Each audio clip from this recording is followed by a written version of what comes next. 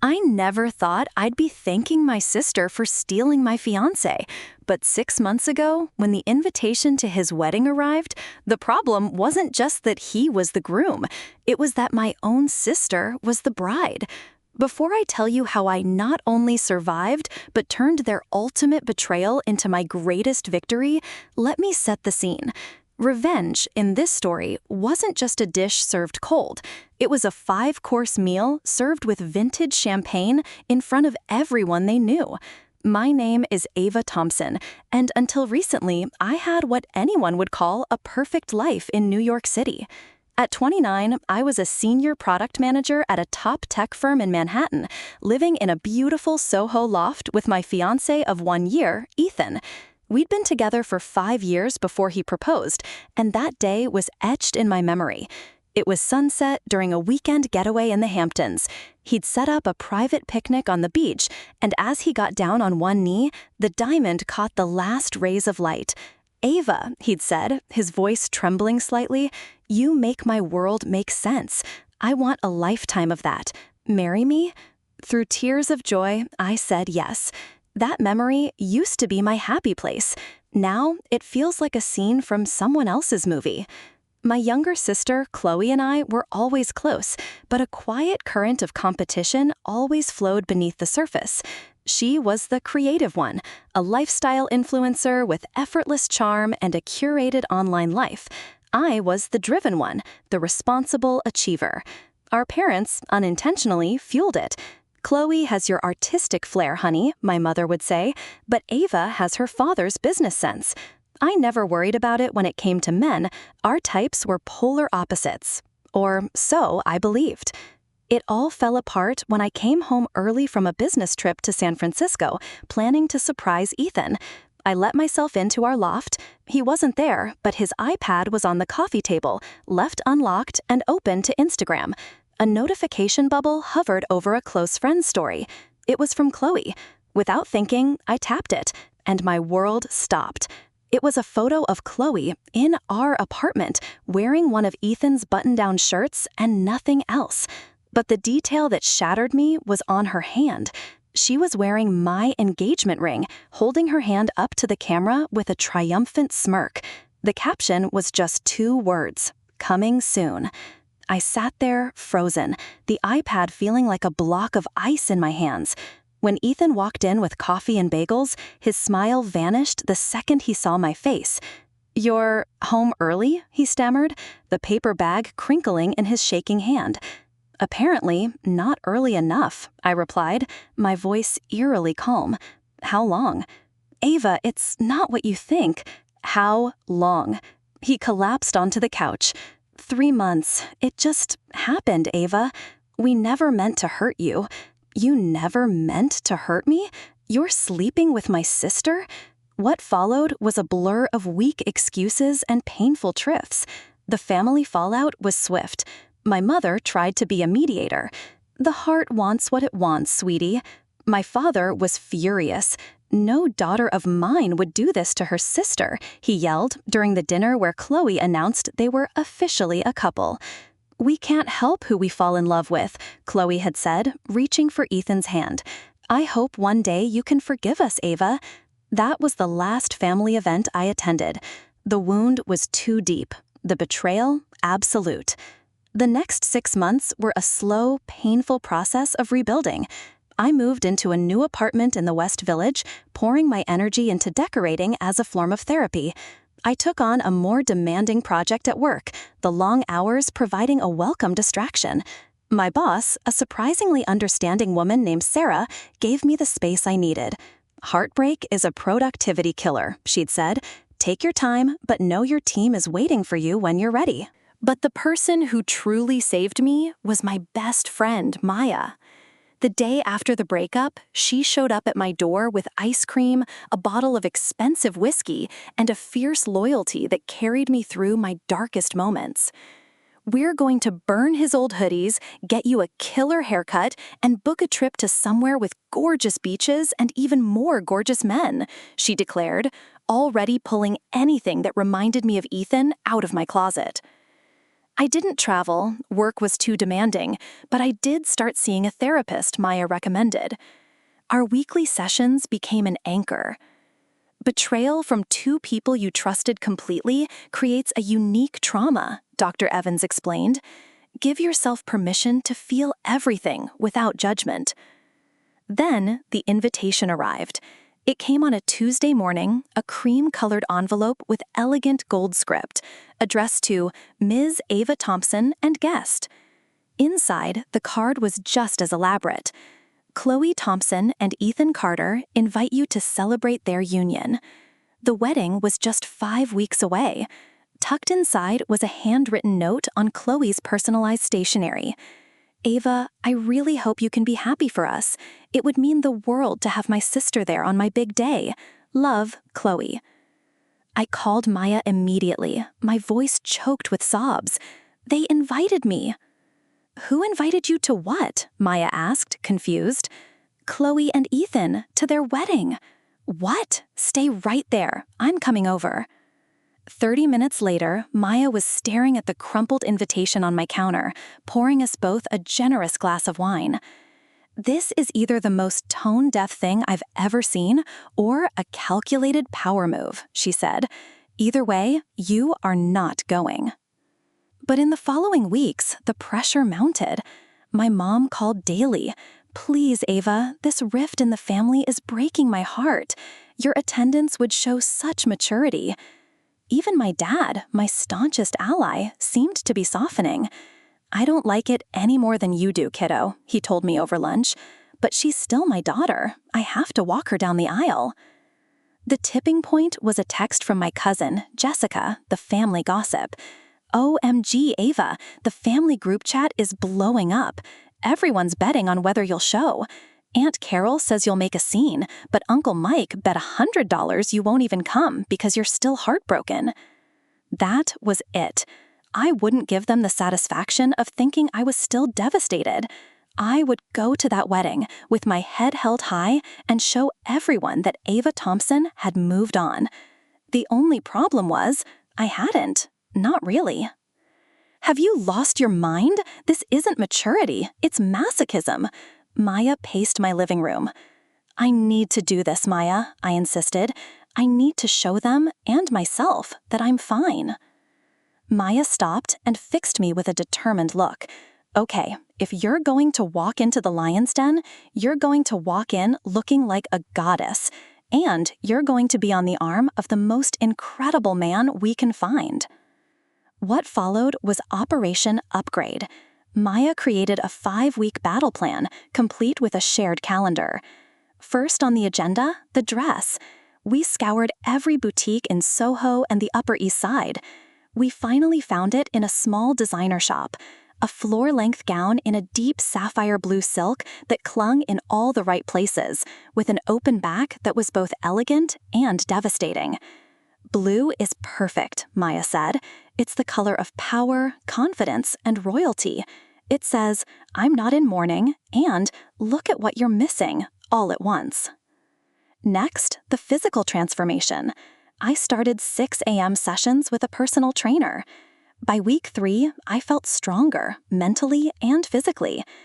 A trip to a high-end salon resulted in subtle highlights and a fresh cheek haircut. Breakups are hell on the hair, darling, the stylist said, but men come and go.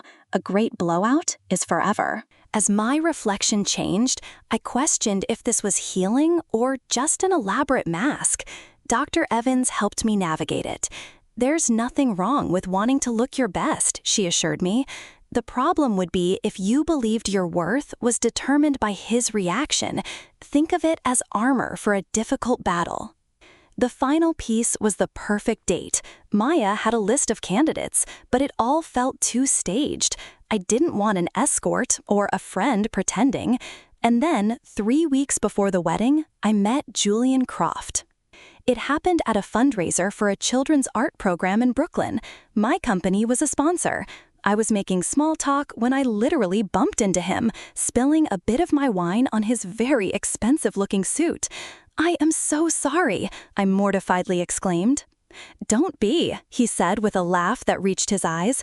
This suit was too stiff anyway. I'm Julian." Julian Croft was tall, with dark hair and an easy smile.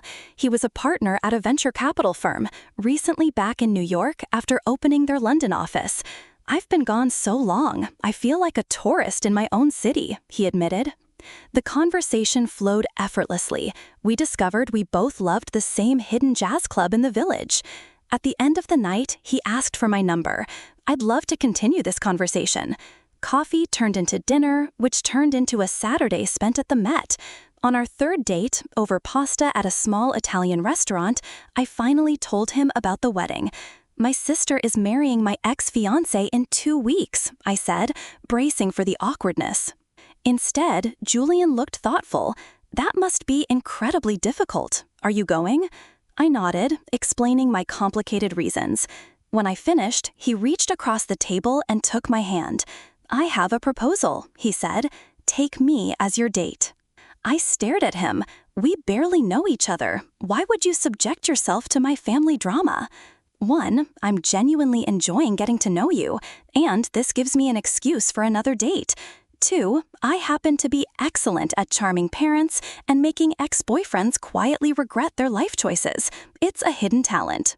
His playful confidence made me laugh, and soon we were plotting our strategy. Julian suggested coordinating our outfits. A coordinated couple looks established, and rehearsing key facts about each other. I felt a pang of guilt. Was I using him? I confessed my concern, but his response surprised me. "Ava, I'm going into this with my eyes wide open. Yes, it's a performance, but that doesn't mean what's developing between us isn't real. Sometimes the best relationships start in the strangest ways."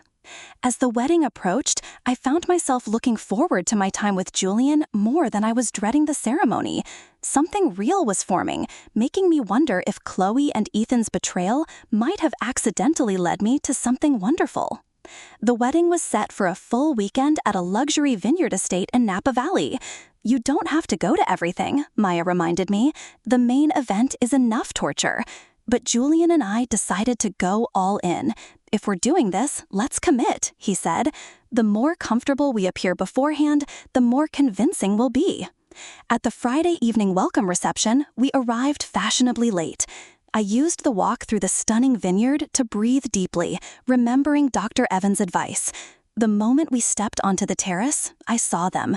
Chloe in a white cocktail dress, laughing at something Ethan was saying. They looked like a magazine ad. It was only when Julian squeezed my hand that I realized my nails were digging into his palm. "You've got this," he whispered. "First, a drink." We were halfway to the bar when my mother rushed over. "Ava, you came!" she exclaimed, hugging me with unusual enthusiasm. She pulled back to examine Julian with undisguised curiosity. "And who is this?" "Mom, this is Julian Croft. Julian, my mother, Carol." "It's a pleasure to meet you, Mrs. Thompson," Julian said, turning on the charm. "Ava speaks so highly of you." My mother practically glowed. "Please, call me Carol. How did you two meet?" As Julian launched into our wine spill story, making it sound far more charming than my clumsy reality, I caught Ethan watching us from across the terrace. Our eyes met briefly before he looked away, leaning down to whisper something to Chloe. She turned immediately, her expression cycling from surprise to assessment to forced cheerfulness as she headed our way. "Ava, you made it!" she exclaimed, air-kissing near my cheek. "And you brought a friend. How lovely." "Julian Croft," he introduced himself, extending his hand. "Ava's boyfriend, actually. Congratulations on your wedding." Boyfriend? We hadn't discussed the label, but it felt right. Chloe's smile tightened almost imperceptibly. "Thank you," she said, her eyes darting between us. "Ethan, come meet Ava's boyfriend." Ethan approached slowly, his usual confidence diminished. "Good to see you, Ava. It means a lot that you came." "Wouldn't miss it," I replied, with a sweetness that made my mother raise an eyebrow. "Julian Croft," Julian said, extending his hand. "I've heard a lot about you." The men shook hands, Ethan visibly sizing Julian up. I could practically see the comparison happening, and from his expression, Julian was winning. The rest of the evening was a careful dance. Julian charmed everyone, from my great-aunt Mildred to Ethan's college buddies. I caught Ethan watching us several times, especially when Julian made me laugh or placed a hand on the small of my back. When we returned to our separate hotel rooms, we weren't at that stage yet, I was emotionally exhausted but surprisingly triumphant. "That went better than expected," I told Julian as he walked me to my door. "You were amazing," he said, "but tomorrow will be more intense. The rehearsal dinner is smaller." He was right. The rehearsal dinner on Saturday placed us directly across from Ethan's parents, who had always adored me. "Ava, darling," Ethan's mother, Margaret, embraced me warmly. "You look wonderful. We've missed you." Her husband, Gerald, nodded. "The holidays aren't the same without you." Their obvious preference for me created a palpable tension. During the toasts, Ethan's best man tried to make a joke about Ethan's indecisiveness, which fell flat, making Ethan and Chloe visibly uncomfortable. Something was off between them. The next morning at the family brunch, Ethan approached our table, looking uncharacteristically nervous. "Ava, can I talk to you for a minute, privately?" I followed him to a quiet corner. "What is it, Ethan?" "I just wanted to make sure you're okay with all of this." "I'm fine," I said coolly. "Julian and I are having a lovely weekend." "Yeah, he seems great. How long have you been together?" "Does it matter?" "No, I guess not. I want you to be happy, Ava. You deserve that." Something in his voice made me really look at him. The man I'd planned to marry looked exhausted. "Are you happy, Ethan?" I asked. The question caught him off guard. "Of course," he said, too quickly. "It's my wedding day." Before I could reply, Chloe appeared, linking her arm through his with a possessive grip. "What are you two talking about so seriously?" "Just catching up," Ethan said. "I should get ready." As he walked away, Chloe lingered, her smile fading. "He's mine now," she said quietly. "Whatever you just said to him won't change that." The hostility took me aback. "I don't want him back, Chloe." "Sure you don't," she scoffed, eyeing Julian across the room. "Your new boyfriend is quite the upgrade. Convenient timing." "This isn't a competition," I said, though we both knew that in her mind, it always had been. She laughed without humor. "It's always been a competition, Ava. You just never noticed because you were always winning. Well, not anymore." That night, unable to sleep, I texted Julian. "I'm not sure I can go through with this tomorrow." He replied immediately. "Want to talk? I'm still awake." 20 minutes later, we were in the empty hotel bar. "I thought this would be satisfying," I confessed, "but it just feels sad." Julian considered this. 3 years ago, I was engaged too. 2 months before the wedding, I found out she'd been seeing a coworker for almost a year. "Julian, I'm so sorry." He shrugged, but I could see the old pain in his eyes. The point is, I understand betrayal, and I understand wanting to show them you're better off, but you have to decide if you're there for them or for yourself. "What do you mean?" "Are you going to this wedding to prove something to them or to close a chapter for yourself?" I thought about it. To close the chapter, for me. Julian took my hand. "Then that's why we'll go. Not for revenge, for closure." When he walked me back to my room, our goodnight was a kiss that had nothing to do with strategy and everything to do with the real connection between us. "For the record," Julian said, "I'm in this for you, Ava Thompson." As I fell asleep, I knew tomorrow wasn't about getting back at them. It was about saying goodbye to what was and hello to whatever came next. The wedding morning dawned with perfect California sunshine. Maya arrived at my hotel room early, armed with a professional makeup kit and moral support. Last chance to back out, we could be on a flight to Hawaii by noon. "I'm staying," I said, with more confidence than I'd felt all weekend. "Something's different," Maya observed. "You seem lighter." "I had a good talk with Julian last night, about closure." "Uh-huh," she said, a knowing smile on her lips. "Just a good talk," I admitted, blushing. "I knew it," she squealed. The way he looks at you, this was never just a revenge date. When Julian knocked on my door 2 hours later, his reaction made it all worthwhile. He took a step back, his eyes widening. "You are absolutely stunning," he said, his voice hushed with awe. He looked incredible himself, in a perfectly tailored charcoal suit with a blue pocket square that exactly matched my dress. "Ready for this?" he asked, offering his arm.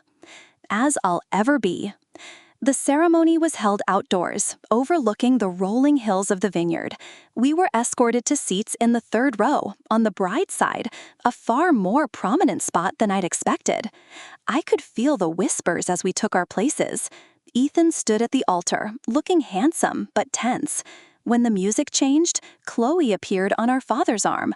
I had to admit, she looked beautiful, but my father's expression was a complicated mix of pride and something I couldn't quite name. During the vows, I noticed Ethan stumble slightly over his words, while Chloe delivered hers with practiced perfection. When the officiant asked if anyone objected, I felt Julian's hand tighten on mine as several guests glanced our way. But the moment passed, and soon they were pronounced husband and wife. "You okay?" Julian whispered. "Surprisingly, yes," I replied, and it was true. The knot of anger in my chest had loosened. At the reception, after the main course, the toasts began. The best man and maid of honor gave sentimental speeches, carefully avoiding the relationship's origin story. I was starting to relax when Chloe suddenly stood and took the microphone. "I want to say something too," she announced, her voice slightly slurred from champagne. An expectant hush fell over the room. "Everyone here knows how much I love Ethan," she began, her gaze finding me in the crowd. "But what some of you might not know is the journey that brought us here. Sometimes the path to true love isn't straightforward. Sometimes you have to get through the practice round to find your perfect match." My stomach tightened. Julian's hand found mine under the table. "Ethan and I were meant to be," she said, raising her glass. "Sometimes it takes a man a little while to figure out who he truly belongs with. She might have been the one he settled for first, but I'm the one he chose forever." Uncomfortable laughter rippled through the room. My mother gasped softly. My father's face darkened. Before I could even process it, Julian was on his feet, champagne glass in hand. The room fell silent. "May I?" he asked, directing his question to Ethan, not Chloe. After a moment's hesitation, Ethan nodded, looking both wary and curious. "For those I haven't had the pleasure of meeting, I'm Julian Croft, Ava's date this evening," he began, his voice calm and confident. "First, congratulations to the bride and groom. Marriage is a profound commitment." He paused, his smile never faltering. "I've only known Ava for a short time, but in that time, I've discovered a woman of extraordinary grace and strength. When she told me about this wedding, I was impressed by her decision to attend, to support her sister despite a complicated history." The room was utterly silent. "What Chloe said is true in one respect," he continued. "Sometimes we don't recognize what's truly valuable until it's gone. But I have to disagree with her conclusion." He turned to look at me, his expression softening. "From where I'm standing, I'm not Ava's consolation prize. I'm her upgrade." A whistle came from the back of the room, breaking the tension, but Julian wasn't finished. "For those who don't know me, I'm a partner at a VC firm that specializes in tech. My fund was just featured in Forbes last month for a few successful early-stage investments." Recognition dawned on many faces. Julian wasn't just a handsome date, he was a serious player in their world. "But more importantly," he continued, his voice lowering slightly, "I'm the man lucky enough to be falling in love with Ava Thompson. So let's raise a glass to new beginnings and to recognizing true value when you see it." The room erupted in applause. Ethan looked stunned. Chloe's face was flushed with angry red. "Was that too much?" Julian whispered as the band started playing. "It was perfect," I replied, deeply moved. "Did you mean it? About falling in love?" His eyes met mine, serious despite his smile. Every word. The reception continued, but the atmosphere had shifted. After Julian's speech, guests kept approaching our table. Many of Ethan's colleagues and even his boss seemed particularly eager to exchange business cards with Julian.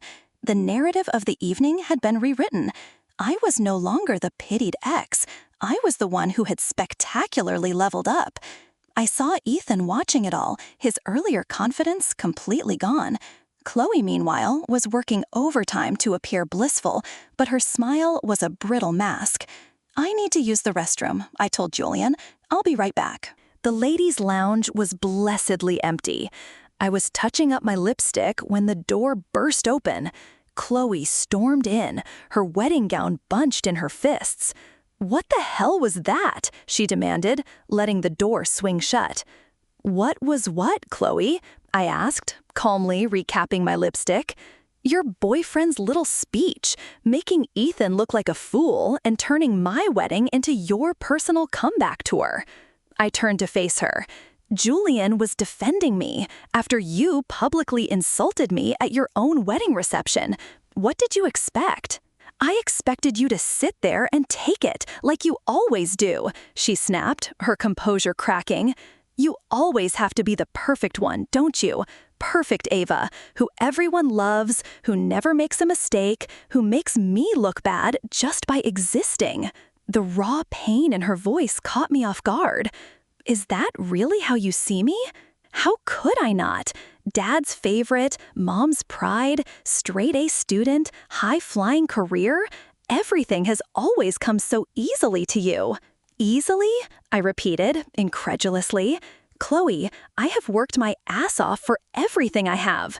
And in case you've forgotten, my fiancé left me for my sister 6 months ago. That wasn't exactly a high point." "You had him for 5 years," she countered. "Do you know what it was like growing up as Ava's little sister? Always the afterthought? Oh, you're Ava's sister? She's so accomplished." I stared at her, truly seeing the depth of her resentment for the first time. "So you took Ethan to get back at me?" I asked quietly. "Was it ever about him?" Chloe's anger seemed to deflate. "It wasn't like that, not at first. He talked about you all the time. Did you know that? Ava's so organized. Ava's so driven. I was sick of hearing it. Then one night, he actually listened to me, really saw me." She looked down at her expensive gown. "I did fall in love with him. But yes, a part of me was thrilled to finally have something you wanted, to be chosen over you, for once." The painful honesty hung in the air. This wasn't really about Ethan. It was about years of a one-sided competition. "I never saw you as less than you, Chloe," I said finally.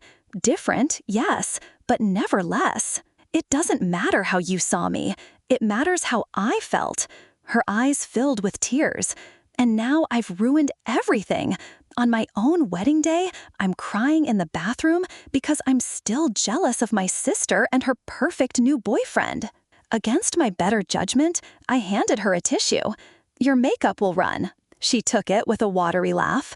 "Still looking out for me, even now." "Old habits," I shrugged. This wasn't forgiveness, not yet, but it was something like understanding. "I should get back," Chloe said finally. "Chloe," I called as she reached the door, "I hope you and Ethan will be happy. I mean that." She paused, her back to me. "Your VC boyfriend really loves you. You know that. I can tell by the way he looks at you." She glanced over her shoulder. "Ethan never looked at me that way." With that parting shot, she was gone, leaving me with a question I hadn't allowed myself to consider. Had Ethan ever looked at me that way? And more importantly, did I want Julian to keep looking at me that way?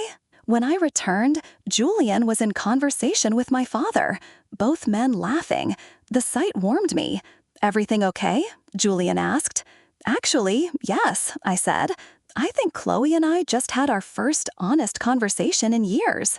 Before I could elaborate, Ethan appeared. "Ava, can I have a word?" I followed him to a quiet corner of the terrace. "Your boyfriend seems like a good guy," he said finally. He is. Look, Ava, I know I hurt you badly. What Chloe said in there, that's not how I see things. You were never someone I settled for. Then why did you leave? The question had burned in me for months.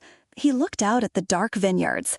With you, everything was planned, structured. With Chloe, it was exciting, unpredictable. I thought that's what I wanted. And now? His hesitation told me everything. I made vows today. I'll honor them. I felt a surprising surge of pity for him. I hope you find happiness, Ethan. I really do. As he walked away, I realized I felt nothing but relief. No lingering love, no anger. Just the clean, clear certainty that this chapter was finally closing. A month after the wedding, Julian and I were having dinner at his place in Tribeca when my phone buzzed with a text from Maya. It was a screenshot from a group chat. Chloe and Ethan are back from their honeymoon in Bora Bora. Apparently, it was a total disaster. A friend of a friend was at the same resort and said they argued the entire time and came home early. Julian passed me a glass of wine. Are you surprised? Not really, I admitted. Their relationship was built on deceit. That's a shaky foundation. In the weeks since the wedding, I had made a conscious decision to step back from the family drama. I still spoke to my parents, but I declined invitations to events where Chloe and Ethan would be, explaining that while I wished them well, I needed space. Dr. Evans called this setting healthy boundaries. My relationship with Julian had deepened rapidly. We spent most evenings together. I'd learned that he sang off-key in the shower, preferred historical nonfiction to novels, and could make incredible pasta from scratch, but somehow burned garlic bread every single time. Small, real details that were building something honest and strong. I have something for you, Julian said now, pulling a small wrapped box from his jacket pocket. What's this for? It's not my birthday. Open it. Inside was a key on a simple silver keychain. A key to my place, he explained. No pressure to use it, but I wanted you to know you're welcome anytime. The gesture touched me deeply. Unlike my relationship with Ethan, which had been on a fast track driven by societal timelines, Julian and I were building something at our own pace, with intention. 2 months later, I finally agreed to a family dinner that included Chloe and Ethan. Julian offered to come, but I decided to go alone. Are you sure, kiddo? My dad asked when I arrived solo. I'm sure, I said, squeezing his hand. This isn't about him. It's about me being able to be in the same room as them without needing backup. The dinner was awkward, but civil. Chloe and Ethan kept a careful distance from each other. After dinner, Chloe cornered me in the kitchen. Your boyfriend didn't come, she observed. His name is Julian, and no, he didn't. Things going well with him? Very well, I said. She hesitated, then added, marriage is harder than I expected. The admission was surprising. I'm sorry to hear that, I said, and I meant it. Are you? She asked, her eyes searching mine. After what we did, I wouldn't blame you if you were happy we're struggling. I'm not happy about it, I said carefully. What you did hurt me more than I can say, but I don't want either of you to be miserable. She nodded slowly. That's very big of you. I'm working on it, I replied. It wasn't forgiveness, but it was a start. 3 months later, at my parents' anniversary party, Julian took me out to the backyard under the twinkling string lights. There, he got down on one knee. Ava Thompson, he said. I know we haven't been together long by conventional standards, but I've never been more certain of anything. You make my world better in every conceivable way. Will you marry me? The ring he offered was nothing like the one Ethan had given me. It was a unique emerald-cut sapphire in a vintage-inspired platinum setting. It was elegant, understated, and perfect. Yes, I said, without a moment's hesitation, but I want a long engagement. How long? He asked as he slipped the ring on my finger. Long enough to be sure, I said. We've already started, he replied, rising to kiss me as my family applauded around us. Later that evening, driving home, I reflected on the unlikely path that had brought us here. 6 months ago, I was devastated. Now, I was heading toward a future brighter than the one I'd lost. Penny for your thoughts? Julian asked. I was just thinking about how sometimes the worst things lead to the best things, I said. If Chloe hadn't sent that wedding invitation, I like to think we would have found each other anyway, maybe at another fundraiser or that jazz club. Some people are just meant to find each other. As we planned our future, I came to believe he was right. The betrayal that had once seemed like the end of my world had actually been the beginning of something authentic and strong. My sister had stolen my fiancé, thinking it would be her final victory. Instead, it had become the first page of the best chapter of my life. So, if you've ever faced betrayal or heartbreak and wondered if happiness is still possible, let me assure you, it is. Sometimes even greater happiness than you had before. Have you ever had something painful turn into an unexpected blessing? Share your story in the comments below. And if this journey resonated with you, please hit that like button, subscribe to hear more stories, and share this with someone who might need this message today. Remember, sometimes what feels like an ending is actually just the beginning of something better. Thank you for coming along on this journey with me.